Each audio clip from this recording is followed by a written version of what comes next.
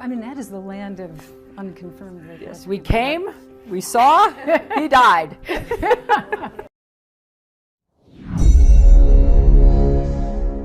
We came, we saw, he died. Itu adalah statement dari sebuah cuplikan video hasil interview wartawan CBS News dengan Hillary Clinton sewaktu dirinya menjadi State Secretary atau Menlunya Amerika ketika mendengar kabar Gaddafi dieksekusi. Hillary tertawa terkekeh-kekeh gayanya, antara bangga dan merasa dirinya pahlawan dunia yang telah melakukan hal yang benar untuk dunia, yaitu mengeksekusi Gaddafi. Mengapa Gaddafi harus digulingkan dan dibunuh? Mengapa negara Libya yang sangat kaya di masa Gaddafi oleh Barat dianggap sebagai diktator penguasa jahat? Mengapa Barat, terutamanya Amerika, memframing Gaddafi sebagai orang jahat, seorang vilan? Dan mengapa dunia percaya? Masih ingat di tahun 2016 ketika Bosman mengatakan daripada memilih Hillary Clinton, the unknown devil, mendingan memilih Trump, the known devil. Hillary adalah iblis tak dikenal.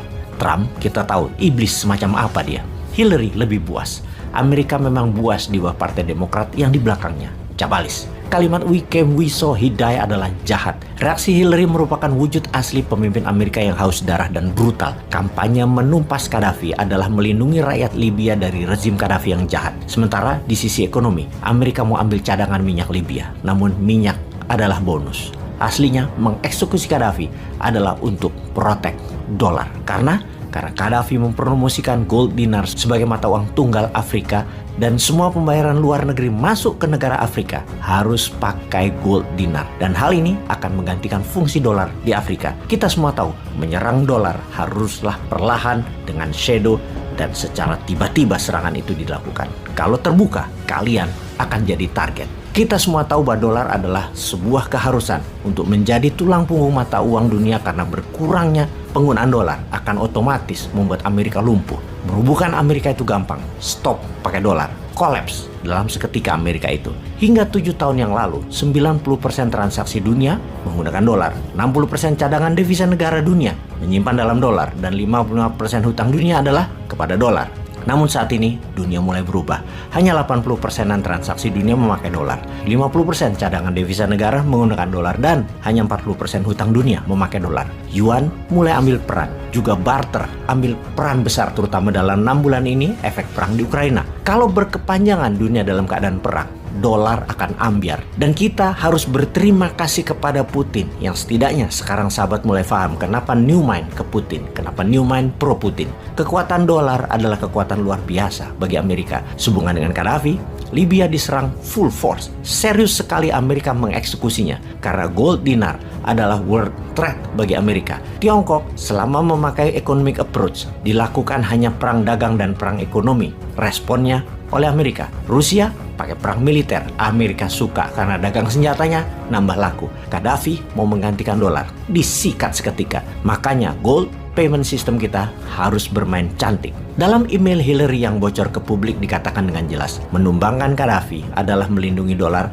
dan membuat kekuatan single currency Afrika tidak boleh terjadi. Karena independensi currency Afrika terputus dari dolar akan membuat Afrika tidak berhutang dan membuat Afrika bebas. Afrika harus terus berhutang dan bergantung pada dolar karena kekayaan alam Afrika untuk Amerika dan Barat. Kampanye Gaddafi menyatukan mata uang gold dinar sebagai single currency Afrika dan kampanye menyatukan kekuatan negara muslim dengan gold membuat Amerika kebakaran jenggot kala itu. Kampanye penting yang membuat Amerika murka adalah cadangan devisa negara harus emas, bukan dolar. Cadangan devisanya adalah berapa banyak emasnya, bukan berapa banyak dolarnya. Kita tahu dolar itu dicetak bank sentral yang sesungguhnya independen, bukan negara. Jadi negara berhutang pada bank note. Harusnya kekuatan negara ya emas, bukan di banknote dolar. Usaha Amerika menjadikan dolar sebagai mata uang dunia adalah ketika di Bretton Woods Conference di New Hampshire yang menciptakan sistem keuangan dunia dengan IMF dan World Bank-nya. 44 negara setuju bahwa US dollar adalah mata uang dunia. Dan sejak 50 tahun yang lalu itu, sistem currency menciptakan hutang dolar. Kalau negara lain ingin membangun dan tidak punya modal, harus masuk sistem IMF dan World Bank agar bisa menghutang dolar. Apapun itu akan membuat negara dunia ketiga akan selamanya menjadi negara dunia ketiga.